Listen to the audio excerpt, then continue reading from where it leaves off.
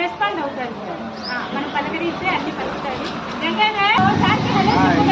Hello hello ఇమ్మా second ఇమ్మా hello very good. పట్టుకో ఇది పట్టుకో గంగాధర్ పట్టుకోరా పట్టుకోరా పట్టుకోరా ఎక్కడ పట్టుకో పట్టుకో పట్టుకో పట్టుకో గంగాధర్ పట్టుకోరా పట్టుకో పట్టుకో.